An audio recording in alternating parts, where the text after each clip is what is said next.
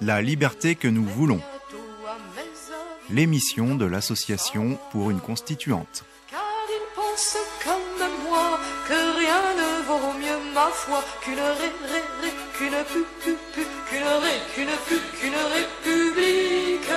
bien démocratique. www.pouruneconstituante.fr. Bonjour Louis Sézy. Bonjour. Alors vous êtes juriste, docteur en sciences de l'éducation et membre de l'association pour une constituante. On se retrouve comme tous les mois sur un thème différent et notre thème du droit du travail aujourd'hui. Alors avec vos deux invités, Valérie Raphael, bonjour. Bonjour. Alors vous êtes dirigeante fédérale de la Fédération Transport CGT et monsieur Mehdi Kemoun, bonjour. Donc également dirigeant fédéral de la Fédération des Transports CGT et secrétaire général adjoint, responsable du secteur juridique pour la CGT Air France. Voilà, alors aujourd'hui nous parlons du droit du travail et au programme on va aborder, je suppose, les différentes remises en question du droit du travail. On parlera du code du travail, est-il vraiment si compliqué et si oui, pourquoi? Et là ça fera appel, je suppose, à un peu d'histoire. Et on va commencer d'ailleurs par parler des exemples de remise en question du droit du travail pour parler dans le concret, dans l'actualité. Alors il y a la loi Sapin de juin 2013 relative à la sécurisation de l'emploi. Et puis plus récemment, il y a aussi quand même la loi Macron, enfin le projet de loi, je suppose que Louis, vos invités vont nous en parler aussi. Oh, sûrement. Alors, déjà, si on commence par cette loi Sapin, elle a été, on le disait, promulguée en juin 2013. Elle transposait un accord de janvier 2013. Alors, un accord que le MEDEF avait signé avec 3 syndicats, mais pas FO ni la CGT. Alors pourquoi est-ce que à l'époque la CGT avait refusé de signer? Bon, on va profiter d'avoir des représentants aujourd'hui pour en parler. Et comment est-il possible que un accord aussi important passe sans l'accord justement dans la signature de 2 des principaux syndicats FO et CGT? Alors Valérie Raphael. Oui, alors en fait, la réforme Sapin, elle est issue de la loi sur la formation professionnelle et elle est absolument, on peut dire que c'est un déni démocratique puisque au moment où cette loi a été présentée au Sénat, les députés n'ont pas accepté de prendre en compte l'article 20 de cette loi qui concernait justement la remise en cause de l'inspection du travail. Et le ministre Sapin est passé de façon détournée par un décret pour imposer cette réforme qui est effectivement une remise en cause d'une certaine forme de contrôle et de veille, puisque l'inspection du travail veille sur nos conditions de travail et donc réduire ses moyens et son autonomie, c'est bien une offensive globale menée contre le droit du travail, des services publics et de la protection sociale. Plus récemment, on a la loi de la sécurisation de l'emploi aussi dans le même état d'esprit, Alors alors puisqu'on parle des inspecteurs du travail, ça c'est une constante. On a l'impression que on diminue de plus en plus le nombre d'inspecteurs, les moyens qui leur sont attribués. Finalement, jusqu'à ce que leur mission devienne impossible, quoi. Oui, monsieur Mehdi Kemoun. Oui, c'est ça, c'est exactement le cas. Il y a une volonté, de toute façon, de la part du patronat, notamment du MEDEF, et même de l'État, de déstructurer, de déréguler complètement le code du travail pour des motifs censés être économiques. Et on s'attaque aussi bien aux inspecteurs du travail qu'aux salariés. Les inspecteurs du travail remis en cause de leurs fonctions qui va engendrer un certain nombre de problèmes. Là, vous parliez de la loi Macron il y a quelques instants, il y a eu l'ANI, il y a la loi Macron qui arrive, il y a cette volonté toujours de retirer des pouvoirs à ces inspecteurs du travail qui sont avant tout là pour sauvegarder les conditions de travail des salariés, de les défendre face à un patronat qui est souvent tout puissant, notamment lorsque vous avez des salariés qui sont complètement isolés. Et il y a un transfert aussi, cette volonté de ne plus pénaliser quelque part le patronat en allant sur des mesures plutôt administratives plutôt que des mesures judiciaires. C'est le nouveau terme qu'utilisé d'ailleurs de nos jours. Oui, Louis ? Oui, alors avant toute chose, je veux remercier nos deux invités qui ont accepté ce matin d'être parmi nous. Et l'association Empreinte Constituante est très sensible au fait qu'ils ont bien voulu être parmi nous, d'autant que, en même temps que leur fonction syndicale, ils assument également au quotidien leur emploi, leur propre activité. Donc, merci encore d'être parmi nous. Alors, pour ce qui est du sujet, je crois qu'on peut donner quelques chiffres rapidement. Il y a 2300 contrôleurs du travail, c'est-à-dire 1500 contrôleurs proprement dit, et 800 inspecteurs du travail. Pour 18 millions de salariés et pour 1 800 000 entreprises. Donc, ce qui montre, ces chiffres, lorsqu'on les compare, montrent abondamment qu'il n'y a pas pléthore en ce qui concerne le nombre des corps de contrôle et d'inspection, et que, par ailleurs, ces corps d'inspection assument au quotidien et de manière généraliste les fonctions, et indépendantes bien sûr, les fonctions qui sont les leurs. Donc la tentative qui consiste à vouloir faire des brigades plus mobiles, spécialisées sur des pans particuliers du travail, sur des thématiques en quelque sorte.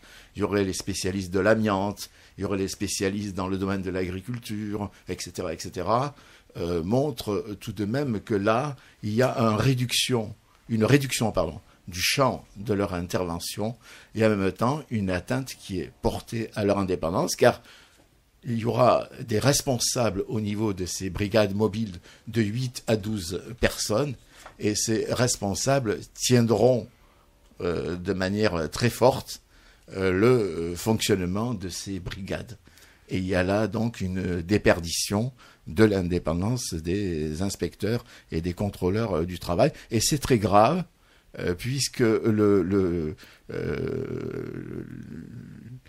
l'Organisation internationale du travail insiste constamment sur la nécessité que ces corps d'inspection soient indépendants de toute ingérence extérieure pour bien assumer ce qui est sens de leur mission, leurs activités de contrôle, bien évidemment. Alors, ce dispositif que vous nous décrivez, enfin l'adaptation de ce dispositif, il est prévu dans cette loi de sécurisation. Il va s'appliquer de manière graduelle parce que on va intégrer un certain nombre de contrôleurs dans le corps de l'inspection, donc il y aura une promotion, etc. Mais il restera encore, alors on va en intégrer normalement 500, mais il en restera encore 1000. Alors quid des 1000 contrôleurs, que vont-ils devenir dans ce nouveau schéma de contrôle et de fonctionnement de l'inspection du travail? Donc il y a là un projet qui donne à réfléchir et qui doit être pointé du doigt comme constituant, s'il se réalisait dans la plénitude, si j'ose dire, de ses objectifs, constituant une régression de ce qu'est le fonctionnement du système de l'inspection du travail, qui a fait ses preuves. Hein. Je crois qu'il y a de nombreux accidents du travail tous les jours, etc. Il y a des employeurs qui, malheureusement, ne sont pas toujours très délicats quant au respect des obligations qui sont les leurs. Et donc, ce contrôle est nécessaire. Ce n'est pas un contrôle tatillon, un contrôle qui est là pour empêcher, pour s'opposer. C'est un contrôle qui est nécessaire. Oui, Valérie Raphaël.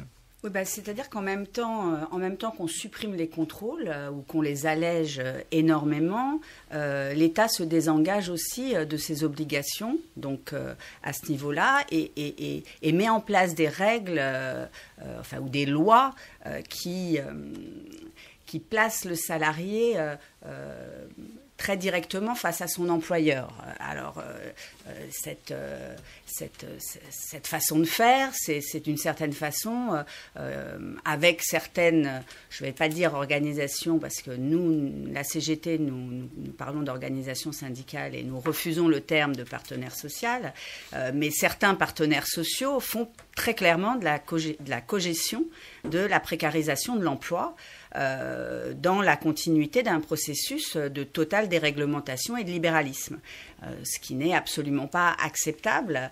Donc la mondialisation, elle est purement soumise aux lois du marché. Enfin, c'est ce qu'on veut nous faire croire, et elle n'a aucune règle pour garantir la justice sociale. Si on prend l'exemple de la France, parce qu'il faut quand même, on s'adresse à des salariés, clairement, qui ne comprennent pas forcément ou qui ne sont pas des économistes, tout comme moi, qui basiquement ont un salaire à la fin du mois et ont du mal à boucler leur fin de mois, parce que le salaire, c'est bien la rémunération d'un travail, et d'un travail qui produit les richesses. Voilà, les richesses qui sont créées, elles sont créées par les salariés. Et leur rémunération, qui est un salaire, est considérée par les entreprises comme un coût, alors que ce n'est pas du tout un coût. Enfin, pour la CGT, c'est plutôt un atout économique et social. Et il faut bien remettre les choses à leur place. Le salaire, il est divisé en deux parties. Il est divisé en un salaire net, mais aussi en un salaire socialisé et mutualisé pour la protection sociale, qui comprend à la fois les cotisations salariales et les cotisations patronales. Donc, quand les entreprises parlent de charges et qu'elles sont soumises à la décharge, ce qu'elles oublient, c'est qu'elles n'ont pas de charge. C'est historiquement, effectivement, qu'il y a eu un choix qui a été fait en France de mutualiser une partie du salaire de façon à assurer une protection sociale aux salariés. Donc, exonérer les entreprises du paiement de cette part patronale de cotisation, c'est bien évidemment les exonérer du paiement d'une partie de notre salaire. Donc, forcément, cette partie mutualisée qui va à la protection sociale, à partir du moment où elle n'est plus payée par les entreprises, elle nuit à notre système de protection sociale, elle la prive de ressources, bien sûr, et non pas pour profiter à l'investissement dans les entreprises, parce qu'il ne faut pas se leurrer, les cadeaux qui sont faits sont des cadeaux qui sont faits pour augmenter la part des profits et la rémunération des actionnaires. Donc là, vous parlez de toutes les exonérations Absolument, de cotisations. Parce que toutes les lois qui sont mises en place aujourd'hui et tous les accords sont mis dans ce sens-là. Ce sont des lois qui sont complètement régressives et qui visent à la fois à déposséder les salariés de leur droit d'agir.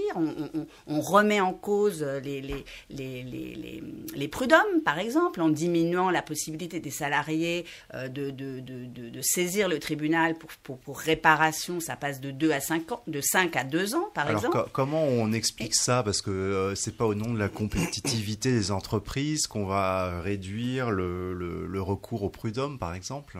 Comment c'est justifié dans la loi mais c'est pas justifié dans la loi. Dans la loi, c'est clairement mis en place pour réduire le droit des salariés et le laisser face à un employeur. On a bien évidemment un rapport de force qui est supérieur quand on place le salarié face à son employeur aujourd'hui, et c'est alimenté puisque le chômage est très clairement entretenu à cette fin, de façon à ce que le salarié se trouve en situation de faiblesse face à l'employeur. La seule chose qui peut garantir aux salariés je vais dire, un équilibre de force par rapport à son employeur. C'est un ensemble de droits collectifs applicables à tous. Et c'est ce qu'il faudrait mettre en place au niveau mondial. C'est la seule chose qui pourrait, parce qu'on parle de concurrence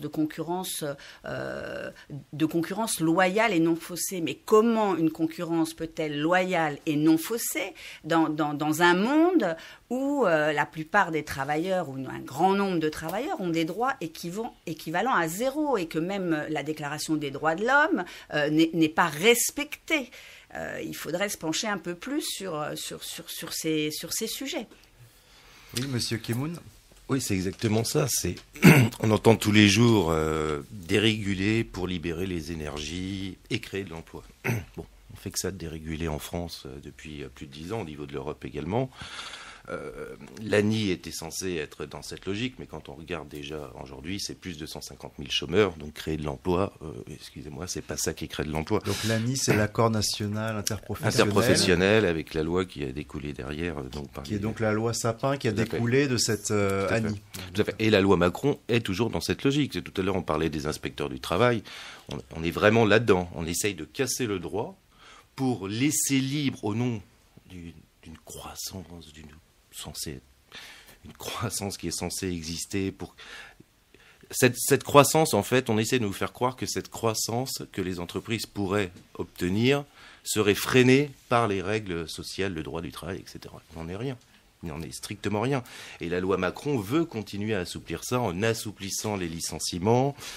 En fait, on instrumentalise la plupart des citoyens, des salariés, par la peur. Voilà, c'est ça. C'est l'instrumentalisation de la peur pour faire passer un certain nombre de lois, pour que les gens ne se révoltent pas, ne sortent pas dans la rue, pour qu'ils acceptent une casse de leurs droits. D'ailleurs, ça a déjà commencé au niveau de l'Europe depuis un certain nombre d'années, puisqu'il faut mettre en perspective au niveau européen. Valérie a parlé au niveau mondial. Mais quand on parle des travailleurs détachés, au niveau européen, déjà, c'est une atteinte au droit du travail. Donc il y a quand même toute une logique qui est mise en place. Le TAFTA qui va arriver prochainement, tout ça s'inscrit dans cette même logique qui est finalement ce qu'on dit depuis un certain nombre d'années. On low-costise au maximum les salariés pour qu'ils ne se révoltent pas. C'est ça en fait. On low-costise leurs droits, on low-costise leurs conditions de travail, leurs conditions sociales.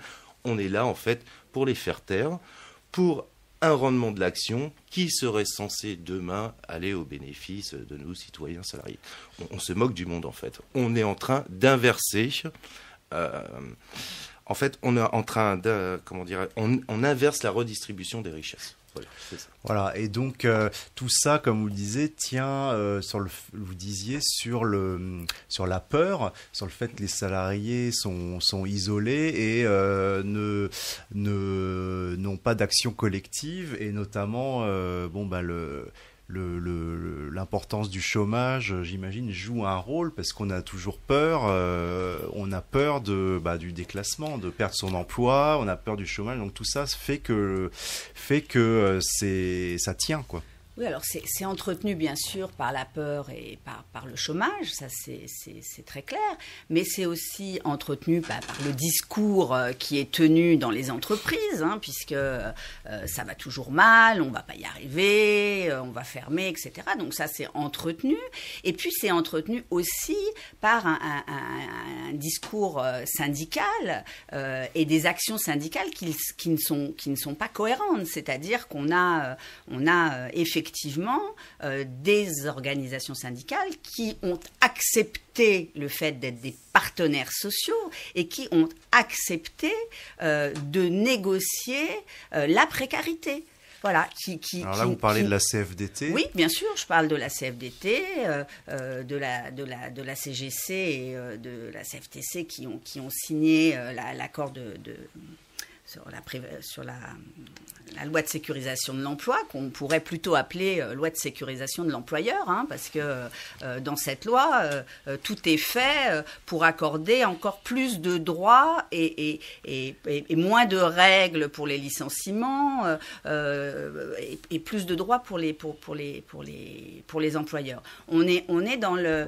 Comment dirais-je ? On est dans la suite des lois Fillon qui ont qui ont détruit la hiérarchie des normes. C'est-à-dire qu'avant, on avait des couches successives protectrices pour les salariés avec des impossibilités des impossibilités de déroger, c'est-à-dire qu'on avait un code du travail, on avait des conventions collectives et ensuite des accords d'entreprise. Tout ça ne pouvant pas être inférieur, chaque étage ne pouvant pas être inférieur à l'étage du dessous, ce qui était assez protecteur pour les salariés, même si voilà, les conditions pouvaient toujours être améliorées.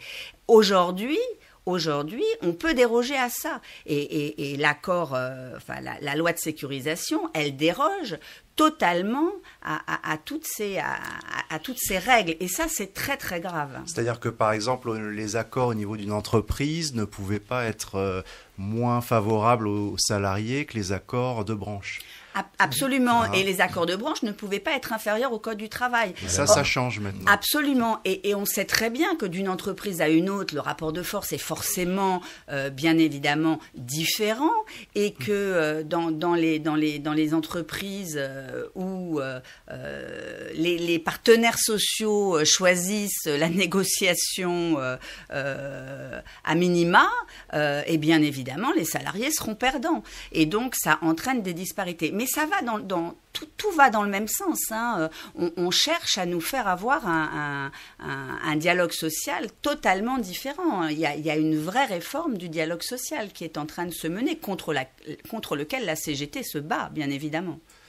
Alors, donc en fait, on a l'impression que, souvent on a l'impression que les organisations syndicales, qui se battent vraiment comme la CGT, s'opposent à toute une série de lois qui vont dans le sens de la compétitivité des entreprises, donc s'opposent à la croissance, etc. Donc ça, c'est l'argument classique. En fait, ce que vous nous expliquez, c'est que ces différentes lois, donc Fillon, Sapin, Macron, etc., détricotent tout un ensemble de dispositifs qui sont hérités notamment du Conseil national de la résistance, comme nous l'ont rappelé nos chroniqueurs précédents, et aussi de la déclaration de la conférence de l'OIT. Oui. Louis, vous vouliez rappeler donc quelque chose qu'on ne connaît pas forcément bien, la déclaration de Philadelphie. C'est la déclaration. Alors c'est quoi ça ? De mai 1944 de Philadelphie, dans laquelle notamment était rappelé le principe fondamental que le travail n'est pas une marchandise. Le fait de travailler, d'être correctement rémunéré, de gagner correctement sa vie, fait partie des droits fondamentaux reconnus aux travailleurs. Et le travail n'est pas une marchandise. Aujourd'hui, on est passé à un stade où on a placé le travail dans un rapport purement marchand et où on a un pilotage par l'aval, et plus un pilotage par l'amont, c'est-à-dire de manière un peu préventive pour donner un certain nombre de droits et de garanties. Aujourd'hui, les entreprises pilotent le fonctionnement de leur entreprise par l'aval, c'est-à-dire au niveau de la sortie, c'est-à-dire des dégraissages à prévoir, etc., pour permettre à l'entreprise de survivre, entre guillemets, etc., ou d'être placée dans une position correcte par rapport à ses concurrentes, etc., etc. Donc on a tout ce système et qui aboutit à faire une pression sur le travail, sur les salaires et sur les conditions de vie des travailleurs salariés par le chantage au chômage, en disant « si vous n'acceptez pas l'effort que je vous demande de faire, etc., je serai au regret de procéder à un certain nombre de licenciements secs parce que sinon, je ne peux pas continuer à fonctionner d'une manière optimale. » Valérie Raphael. D'une façon plus basique encore, je pense que tout le monde est capable de comprendre, c'est que le salaire, il sert aussi à consommer. Je veux dire, on nous parle de relance de la consommation, mais le salaire sert à consommer. Alors des dépenses obligatoires et d'autres. Moins le salarié a de salaire, sans parler de la partie, on va parler du salaire net là, sans parler de la partie qui touche la protection sociale qui lui est mutualisée. Moins il a de salaire, moins il peut consommer. Donc moins il peut consommer les richesses qui sont créées. Donc Donc ça pose vraiment un problème. C'est un peu scier la branche sur laquelle on est assis et penser le travail comme un coût. C'est simplement, Ouais, donc c'est les politiques d'austérité arrivent dans une spirale absolument, récessive. c'est une spirale qui ne peut pas fonctionner à long terme. Je veux dire, parce qu'on va délocaliser. Bien sûr, on va toujours trouver, puisqu'on n'a pas de droit du travail international qui protège. Donc avec la mondialisation, on délocalise dans des pays où les conditions de vie sont extrêmement dégradées par rapport aux nôtres, et où on fait travailler les enfants, où on fait travailler les gens 15 heures par jour, etc. Donc évidemment avec un coût du travail extrêmement faible pour les entreprises. Mais bien évidemment, ces entreprises qui délocalisent et qui font travailler ailleurs, c'est pas pour vendre à ces gens-là qu'elles font travailler ailleurs. Elles font travailler ailleurs pour venir nous vendre à nous, pour lequel elles ont délocalisé les emplois, pour lequel elles ont créé de la précarité, pour lequel elles baissent les salaires, et donc qui n'avons plus les moyens de consommer. Donc c'est un cercle qui est voué à se perdre lui-même. Donc on voit bien, d'après ce que vous nous dites, que un des problèmes de fond, c'est cette mise en concurrence des travailleurs. En fait, la concurrence, elle est essentiellement entre les travailleurs au niveau mondial. Et donc, c'est l'absence de standards de droit du travail qui opère cette mise en concurrence. Oui, on est vraiment, c'est même pas de la concurrence, c'est du dumping social.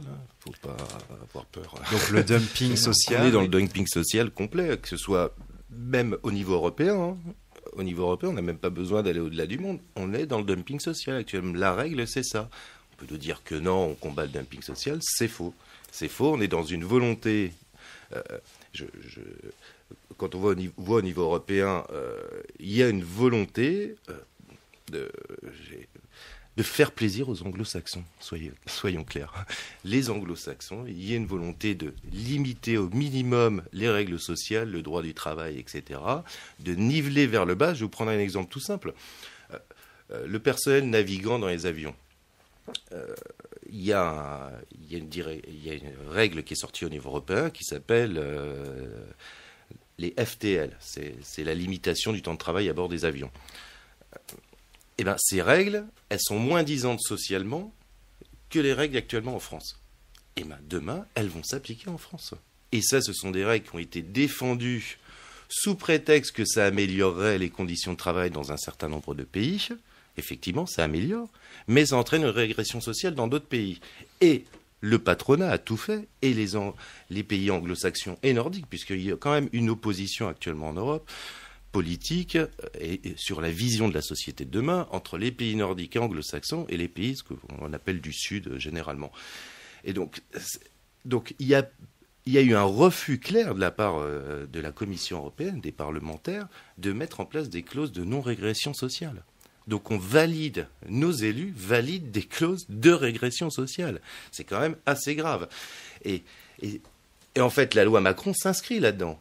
La loi Macron, quand les jeunes devront prendre l'autocar parce qu'ils ne peuvent plus payer le TGV, on crée la 3e classe. Il y avait la première classe, deuxième classe, maintenant on crée la 3e classe, qui est la low-costisation, ce que je vous disais tout à l'heure, puisque là, si on s'inscrit dans cette logique de TAFTA qui arrive demain, on veut niveler vers le bas un minimum, donc on baisse les salaires, on a des règles minimales partout, on crée dans les entreprises, au niveau des entreprises, on ne fait plus d'accords pour l'ensemble des salariés. Il y a une volonté de faire des accords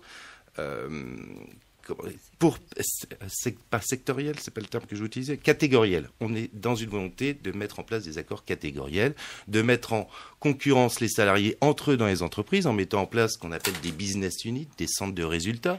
Donc les salariés, vous avez des grosses entreprises avec plein de centres de résultats, ils sont opposés les uns entre les autres alors qu'ils font partie de la même société quand même à l'origine. Quand ça ne fonctionne pas, on sous-traite. Donc là, on tombe sur les petites sociétés qui sont dépendantes des gros donneurs d'ordre, des grosses entreprises. Donc on est en train de descendre. Et d'ailleurs, même là, dans nos politiques, si j'ose dire, nous disent qu'il faut les IRP, les délégués du personnel, les délégués syndicaux posent des problèmes aussi dans les petites structures. Mais le système, il est détourné depuis un certain nombre d'années. Il y a beaucoup de gens qui ne sont pas très clairs, à mon sens, qui créent des petites structures de moins de 50 salariés, alors que, en fait, en réalité, c'est une même entreprise. Mais ils utilisent déjà ça. Donc, on veut encore limiter les droits de ces salariés qui travaillent dans les petites entreprises, parce qu'on parle toujours des grosses, mais il y a aussi les petites entreprises. Même si, dans les PME, il y a quand même une relation entre le dirigeant, le patron et les salariés qui peut être un petit peu différente. Il y a encore, on peut considérer que dans un certain nombre d'entreprises, il y aurait une gestion à la bon père de famille, si j'ose dire, comme on utilisait il y a quelques années. Et à côté de ça, il y a les gros mastodons.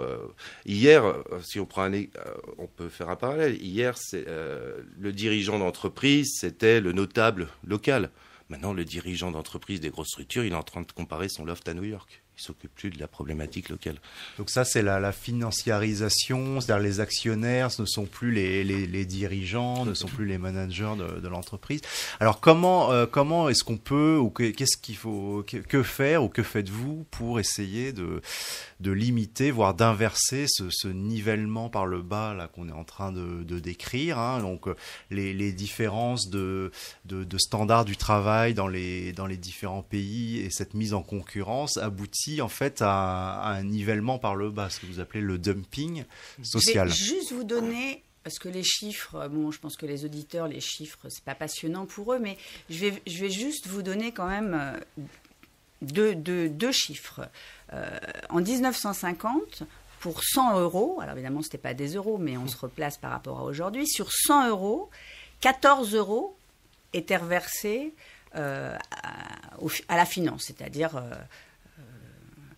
remboursement des intérêts et à la financiarisation. Au revenu financier. Au revenu financier. Aujourd'hui, sur 100 euros, c'est 46 euros qui est reversé à la finance. Voilà. Si ça ne parle pas, si ça n'explique pas que la solution, la vraie solution à la crise, au problème de pauvreté, mais aussi au problème d'environnement, au problème c'est la régulation et c'est la redistribution d'une partie des richesses créées qui va vers le capital et qui ne va plus vers les salariés. Moi, j'ai du mal à comprendre comment on peut expliquer les choses autrement. Alors donc en gros, ce que vous nous expliquez, c'est que les profits des entreprises vont de plus en plus en dividendes pour les actionnaires et de moins en moins en réinvestissement dans le développement de l'entreprise. Hein, donc c'est le profit à court terme pour la rentabilité des actions, etc. Donc tout ça est lié. Alors que faire pour inverser cette tendance lourde, hein, qui est quand même depuis quelques décennies. J'ai l'impression, d'après ce que vous nous dites, que ce qui serait important, ce serait un standard international au niveau du droit du travail, qui empêcherait justement ce dumping. Oui, alors au niveau international, il y a bien sûr l'Organisation internationale du travail, dont il faudrait qu'il y ait un sursaut, un réveil et une volonté d'aller à l'encontre de ce système un peu infernal et donc inquiétant, et plus qu'inquiétant même. Mais je crois que par ailleurs, nos politiques au niveau interne ont leur propre responsabilité, car si on estime que gouverner, c'est laisser les choses se développer toutes seules, sans que l'État garant de la cohésion sociale intervienne pour corriger un certain nombre d'abus, c'est vrai qu'alors à ce moment-là, les rapports sont tellement inégalitaires entre les entreprises, les employeurs d'un côté et les salariés de l'autre, sur un fonds de chômage qui est quand même à 2 chiffres pour la France, qui est important. Donc on a là un rapport de force qui est fondamentalement défavorable aux salariats, et c'est le moment que choisit le gouvernement français pour renvoyer à des accords d'entreprise, dans lesquels forcément les travailleurs sont en position de faiblesse extrême. Lacordaire, qui n'avait pas tout de même un couteau entre les dents, disait: entre le fort et le faible, c'est la liberté qui opprime et c'est la loi qui affranchit. C'est une affirmation qui est pleine de sagesse. Si on laisse le fort écraser le faible, il est évident que le faible aura peu de possibilités en termes de liberté de s'opposer à plus fort que lui. Donc il faut que l'État fasse son travail et lorsque c'est nécessaire par rapport au dumping social, etc., n'hésite pas à mettre des barrières. Je crois que le mythe d'une mondialisation où il faut ouvrir toutes les frontières, etc., au prétexte que ça développe les échanges, etc., et qu'on va vers la paix universelle, ça c'est un mythe, puisque de fait cette mondialisation profite aux puissants.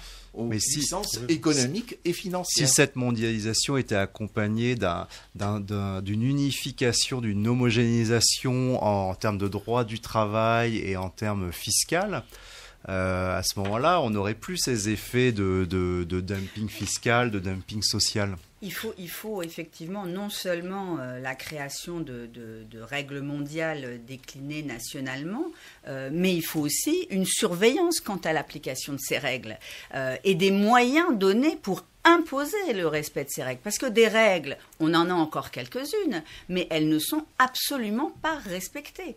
Donc il faut non seulement des règles, mais il faut pouvoir les appliquer et pouvoir contraindre les employeurs à les respecter. Donc on revient à la question de l'inspection du travail, de la justice, absolument, de l'inspection des du prud'hommes. Travail. Exactement. L'un ne va pas sans l'autre. Oui, donc il suffit pas qu'il y ait des règles, il faut aussi... je veux dire, on a parlé d'un certain nombre de règles et de lois.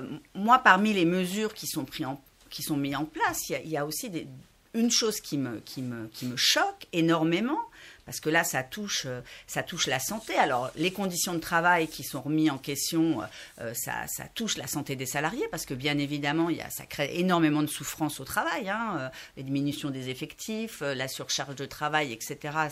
C'est terrible. Les organisations qui sont mises en place, tout ça, ce sont des créateurs de stress et vraiment de souffrance au travail.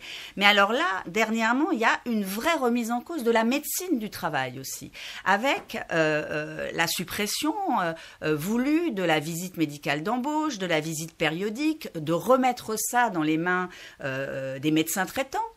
Mais ça va aussi dans le sens où le patronat souhaite remettre dans les mains de la finance la protection sociale. Bien évidemment, tout ça, tout ce qui peut faire gagner de l'argent, c'est quelque chose. Privatiser les assurances. Exactement, privatiser les assurances, etc. Donc, cette remise en cause de la visite du travail, c'est quand même extrêmement grave. Il y a d'ores et déjà les médecins du travail sont limités dans la possibilité de formuler des aptitudes avec des aménagements de poste ou d'horaire. Même dans des cas de pathologie lourde, c'est remis en cause, c'est soumis à la possibilité que ce soit mis en œuvre dans les organisations du travail. On sait très bien que pour une grande partie des salariés, la seule fois où ils vont voir le médecin, c'est quand il s'adresse au médecin du travail. La visite médicale du travail, c'est de la prévention aussi. Et donc, on met en œuvre des tas de mesures qui allègent, on va dire, les entreprises, mais qui ont un coût de toute façon sur la société. Alors, on nous parle d'un côté de prévention et on fait exactement l'inverse. Donc, il y a un vrai souci. Ça fait aussi partie des propositions de la CGT, c'est de prendre en compte le coût de cette précarité, prendre en compte le coût de ce que ça coûte à la société. Alors, il nous reste 5 petites minutes. On va essayer de les utiliser aussi pour tordre le cou peut-être à une autre idée reçue ou sur le code du travail. Puisque alors voilà, c'est le code du travail, c'est compliqué, il est épais comme ça, c'est un frein à la compétitivité de la France. Donc Louis, qu'est-ce qu'on peut répondre à ça? Alors c'est un discours qui n'est pas sérieux, parce que d'abord, la tendance dans notre droit est une tendance à la codification, et que codifier un droit existant sur une thématique déterminée dans un code, c'est permettre un accès plus facile à ce droit et lui donner davantage de clarté en contenu, en exposition aussi, puisqu'un code est élaboré, il y a des articulations, etc., etc. Alors le Code du travail ne croît pas plus vite que les autres codes qui existent, il croît même moins vite que la majorité des codes existants. Donc là encore, c'est une contre-vérité. Alors les codes existants, faux. c'est le code pénal, le code de la route. Il y a le code financier, il y a le code de la route, il y a le code civil. Enfin, on a beaucoup de codes. Lorsqu'on entend certains discours, on croirait qu'il n'y a qu'un seul code, le code du travail, qui devient quelque chose de contraignant, quelque chose vraiment qu'il faut absolument dénoncer, comme s'il n'y avait de règles que dans le code du travail. Mais la vie en société suppose des règles, et les rapports sociaux supposent également des règles. Et il y en a partout. Donc il n'y a pas là de quoi s'indigner, ni s'étonner de l'existence d'un code du travail. Et puis donc, une bonne réponse, c'est celle que vous avez donnée tout à l'heure, c'est la règle en fait qui affranchit par rapport à la liberté qui opprime. Qui opprime, bien sûr. Moi, je rappelle quand même que la Déclaration universelle des droits de l'homme de 1948, du 10 décembre 1948, dit, article 22, toute personne en tant que membre de la société a droit à la sécurité sociale, elle est fondée à obtenir la satisfaction des droits économiques, sociaux et culturels indispensables à sa dignité et au libre développement de sa personnalité, grâce à l'effort national et à la coopération internationale, compte tenu de l'organisation et des ressources de chaque pays. Article 23, toute personne a droit au travail, donc je continue, au libre choix de son travail, à des conditions équitables et satisfaisantes de travail et à la protection contre le chômage. Voilà, quiconque travaille, alinéa 3, a droit à une rémunération équitable et satisfaisante, lui assurant ainsi qu'à sa famille une existence conforme à la dignité humaine et complétée s'il y a lieu par tous autres moyens de protection sociale. Donc, lorsqu'on nous présente le Code du travail comme une entreprise révolutionnaire ou quelque chose vraiment d'inquiétant, eh bien, on n'a qu'à se tourner vers les principes qui ont présidé à la Déclaration universelle des droits de l'homme, et on verra que le Code du travail n'est jamais que l'application de ces principes fondamentaux. Voilà, c'est très bien dit. Très bien. Donc, ça va être le temps file, ça va être l'heure de nous quitter. Je ne sais pas si vous voulez, Madame Raphaël ou Monsieur Kemoun, un mot de conclusion. Un mot de conclusion, rebondir rapidement sur le Code du travail, la recodification également qui a eu. C'était censé être à droit constant. Ça l'est effectivement à droit constant. Mais dans la réalité. Il suffit de prendre l'ancien article sur les DP, le 400 et quelques, j'ai plus en tête. Et l'article actuel, avant, les pouvoirs du DP étaient de quelque nature que ce soit pour contrôler délégué du personnel. De nos jours, c'est listé. Alors qu'en fait, on essaye de réduire les droits à travers une recodification qui est censée être à droit constant. Et si vous ne connaissez pas l'ancien code, finalement, vous réduisez vous-même vos droits. Donc il y a cette volonté, sous prétexte de simplification, finalement, de remettre en cause un certain nombre de droits, mais parce que tout simplement, comme on le disait tout à l'heure, on est dans une globalisation de l'économie, de la finance, mais on n'est toujours pas dans une internationalisation des droits des salariés et des citoyens, tout simplement. Voilà, alors il faudrait peut-être un sursaut pour inverser ce rapport de force, parce que comme on le dit depuis tout à l'heure, c'est aussi une question de rapport de force. Madame Raphaël ? Oui, je pense qu'il faudrait surtout beaucoup de courage politique. Oui, beaucoup de courage politique, ce dont on manque aujourd'hui. Un gouvernement de gauche, en fait. Oui, un gouvernement de gauche, voilà, tout simplement. Et puis, je pense que les salariés sont prêts, en tout cas, sont prêts à suivre un gouvernement qui serait vraiment de gauche.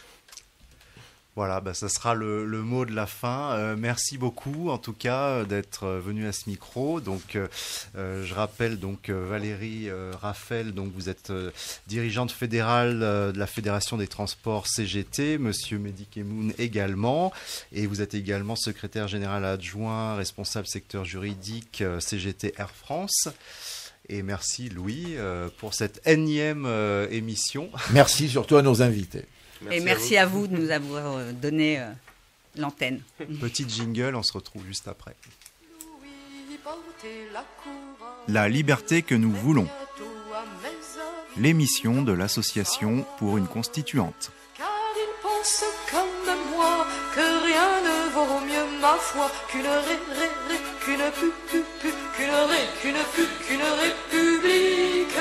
bien démocratique. www.pouruneconstituante.fr